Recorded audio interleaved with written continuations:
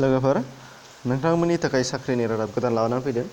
बे जाहैबाय IBPS नि साख्रिया गेदेर जागोन। IBPS अर्थात institute of banking personal selection, बेंकनि जायनाखि जेसेबांनाखि इन्टारभिउ दङ बेयो IBPS नि सिङाव थायो। ओमफ्राय बाहाय मोनसेल' बेंक थाया, गोबां बेंक दङ। नोंथांमोना दा गुबुन गुबुन बेंकफोरखौ आं दा खिथालांगोन फारियै नोंथांमोना नुनो मोनगोन। जायफोरा IBPS नि एग्जाम होफेरबाय बिथांमोना मिथिखागौ जानो हागौ।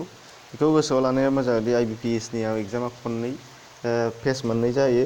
फार्स्टआव प्रिलिमिनारि जायो, बेनि उनावसो मेइन एग्जाम जायो आरो मेइन एग्जामनि उनावहाय आरोबाव माखासे प्रसेस दंबावो। दा प्रिलिमिनारि एग्जामा फार्स्ट माला जागोन बेखौबो नोंथांमोनहा नुनो मोननाय जाहैगोन। फारियै बाहाय 12,075 पस्ट दङ टटेल। ओमफ्राय बेनिफ्राय ST SC नि थाखाय जों दा फारियै नायलांगोन 12,000 आरो 75। दानिया बाहाय माखासे दङ, नोंथांमोना बेखौ डिटेल्सै फरायना लानो हानाय जागोन। आं दायो लिंक होगोन। बाहाय नोंथांमोना नुनो मोन्दों मा बेंकनि जानो हागौ।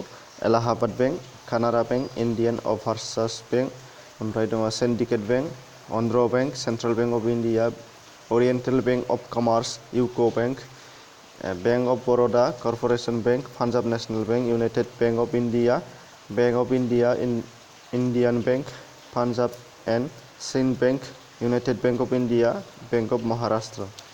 बेफोरो दा नैबे दङ माखासे डेट्स नोंथांमोना गोसोआव लानांगौआ। अनलाइन रेजिस्ट्रेसन आरो जोबनाया जाहैगोन होनदों 17 सेप्तेम्बरनिफ्राय जागायजेननानै 9 अक्ट'बरसिम जाहैगोन। 9 अक्ट'बराव लास्ट डेट, अर्थात पेमेन्टआबो एखेयानो 17 सेप्तेम्बरनिफ्राय जागायजेननानै 9 अक्ट'बराव लास्ट डेट जाहैगोन। बेनिफ्राय प्रिलिमिनारि एग्जामा जोंना जाहैगोन बाहाय 25 नभेम्बरनिफ्राय 30 नभेम्बरसिम जाहैगोन होनदों। ओमफ्राय डाउनलड एडमिट कार्ड मोननाया नभेम्बरावनो मोनगोन जायखिजाया डेटआव। बेनिफ्राय अनलाइन प्रिलिमिनारि कल लेटार डाउनलडआ नभेम्बराव। ओमफ्राय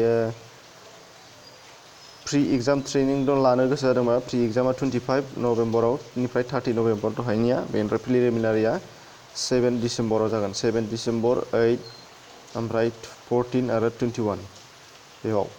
बेनिफ्राय रिजाल्टआ मोननो हागोन डिसेम्बर नङाबा जानुवारि 2020 नि। दा बेफोरो उननि बाथ्रा। दा बाहाय नोंथांमोना नायना लाब्ला नुनो मोननाय जाहैगोन फारियै। बेनिफ्राय इलिजिबिलिटि क्राइटेरिया नांगौ जोंना बाहाय दङ। मा नांगौ नैबाय दङ। बेथ' सिटिजेन जाखानांगोन, एजखौल' नायदो। जोंना सिटिजेना इन्डियाना जाखानांगोनानो। एजआ गासै दा सेप्तेम्बरनि 1 थारिखसिम 20निफ्राय 28 इयार्स जानाय जानांगोन होनदों। ओमफ्राय ST SC नि थाखाय रिलेक्सेसन दङ। बाहाय नुनो मोनगोन बाहाय फारियै नायना लाब्लानो जाबाय। ST नि थाखाय 5 इयार्स रिलेक्सेसन दङ। बेनिफ्राय नायनांगौआ इडुकेसनेल क्वालिफिकेसन। इडुकेसनेल क्वालिफिकेसना जायखिजाया ग्रेजुवेटबानो जागोन। A degree or graduation in any discipline from university recognized by Government of India, any equivalent qualification recognized as such by the government। बाहाय जायखिजाया ग्रेजुवेटबानो जागोन, नाथाय कम्पिउटार थाथारनांगोन।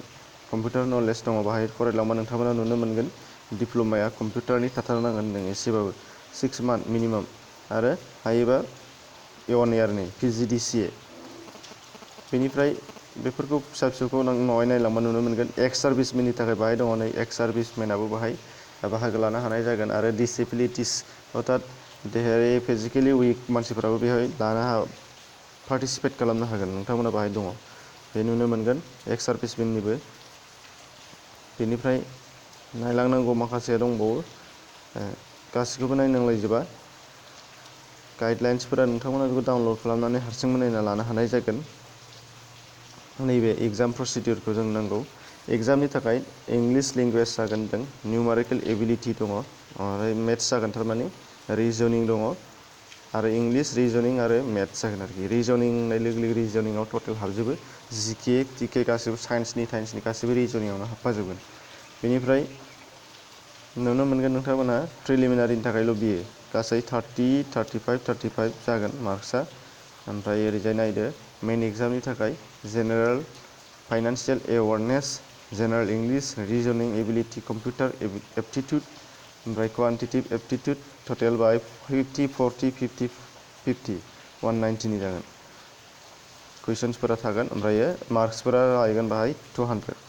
दा बेफोरखौ नोंसोर नायना लानो हागोन।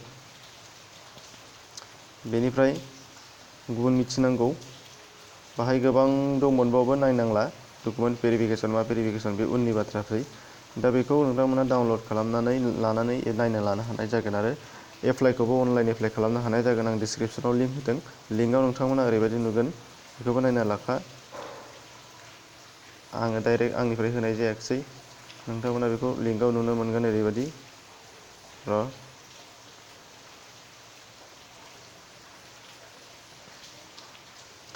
बेबायदि नुनो मोनगोन जेब्ला नुनो मोनगोन बे लिस्टखौ नोंथांमोना आरो एक्सप्लेन खालामनानै दंबावो मोनसे वेबसाइटनि दा बाहाय नैबायदि नुनो मोनगोन बाहाय नुदोंमोन एडभार्टाइजमेन्ट डिटेल्सआव बाहाय क्लिक हियार दङ चेक हियाराव बाहाय हियाराव होबानो एडभार्टाइजमेन्ट डिटेल दा नायनायखौ नुनो मोनगोन नोंथांमोना आरो एप्लाइ खालामनांगौबानो एप्लाइ अनलाइन दं गाहायाव बे एप्लाइ अनलाइनाव होबानो जाबाय आसा खालामो नोंथांमोना बुजिनो हाबाय जानांगौ आरो बुजिनो हायाखैबा नोंथांमोना डाउनलड खालामनानै खेबसे नायबानो थिग मथन बुजिनो हानाय जाहैगोन गासैखौबो अब्ला लोगोफोर नोंथांमोननि थाखाय साख्रिनि रादाब लाबोना होफैग्रा बे चेनेलखौ साबस्क्राइब खालामनानै लायाखैबा लानानै था नङाबा नोंथांमोना आपडेट मोनबाय थानाय नङा जायफोरा साबस्क्राइब खालामबाय दंना गोजोननाय बावबाय एसेनोसै